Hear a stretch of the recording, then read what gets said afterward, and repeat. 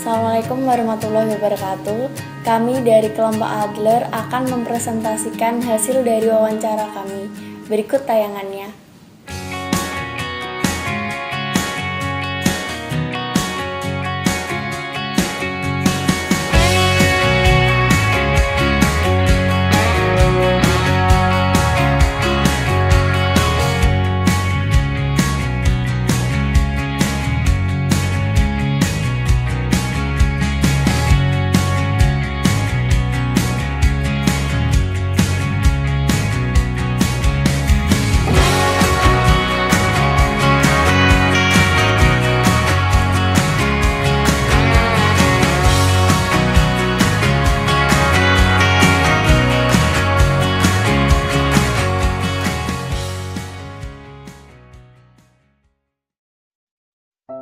Tarjono Slamet, pria berumur 39 tahun yang bekerja sebagai pengrajin kayu di daerah Bantul, Yogyakarta. Beliau biasa dipanggil Pak Slamet di lingkungan kampungnya. Dahulu beliau seorang pria yang mempunyai fisik yang sempurna.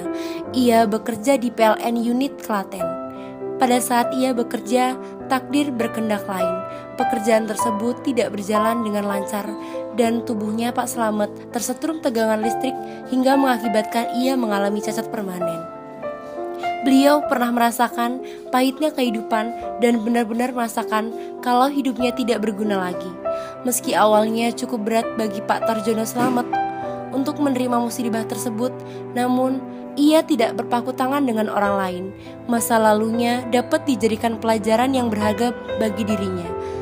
Beliau memerlukan waktu yang lama untuk bangkit dari keterpurukannya dan bergabung di Yakum Rehabilitas Penyandang Cacat.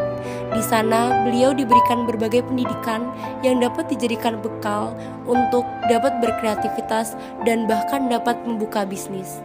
Saya mulai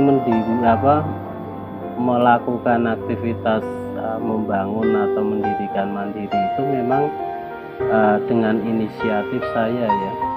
Dengan inisiatif saya sendiri, kemudian karena saya melihat bahwa teman-teman difabel itu banyak waktu itu banyak di jalan ya, mereka minta-minta itu, dan mereka itu sangat bisa berkarya kalau mereka dibimbing begitu.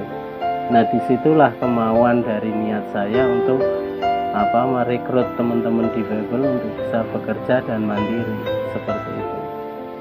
Saya sederhana ya, tapi saya memang lebih cenderung mengedepankan dan memiliki rasa tolerir ya kepada teman-teman difabel. Istilahnya senasib dengan saya begitu.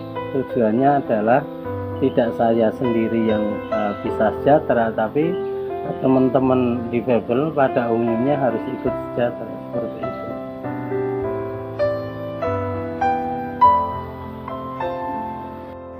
Baik, terus di samping itu memperdayakan teman-teman difabel khususnya di daerah Jogja ini, mengasih pekerjaan yang dulunya saya nggak bisa, dia selalu ngasih support supaya saya bisa, dan akhirnya ya alhamdulillah bisa.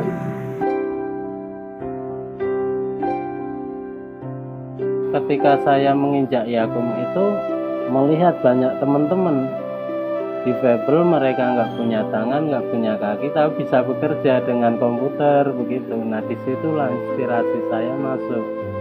Nah, saya ditanya kepada pimpinan di pusat rehabilitasi Yakum itu, nah, seperti apa pandangan kamu? Nah, saya bisa menjawab, saya harus bisa seperti dia dan saya harus bisa juga membantu dia gitu.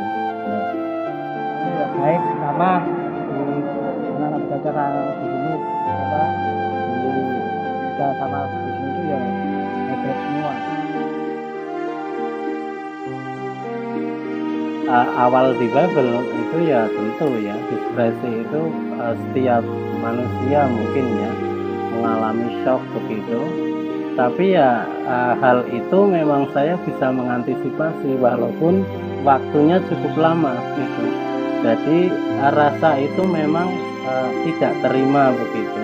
Shock beratlah pada saat itu, karena yang dulu kita tidak difabel kemudian jadi difabel, dan yang paling penting hidup sudah nggak bisa berguna.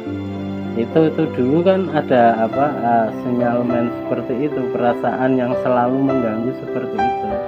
Nah akhirnya ya sampai sekarang alhamdulillah saya bisa berpikir objektif dan sampai bisa mendirikan Mandiri Grab, sampai bisa membimbing teman-teman yang lain seperti itu.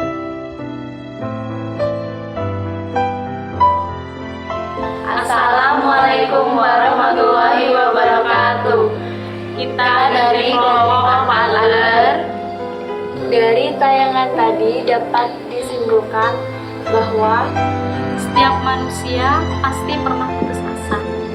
tidak ada yang merubah nasib seseorang kecuali mereka sendiri.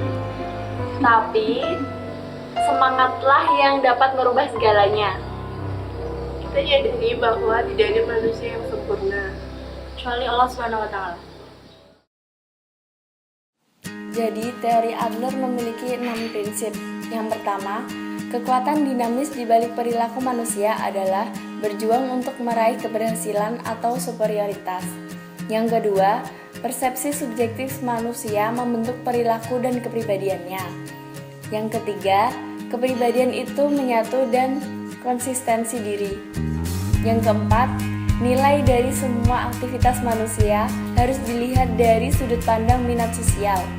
Yang kelima, struktur kepribadian yang self-konsisten berkembang menjadi gaya hidup seseorang. Yang keenam, gaya hidup dibentuk oleh daya kreatif manusia.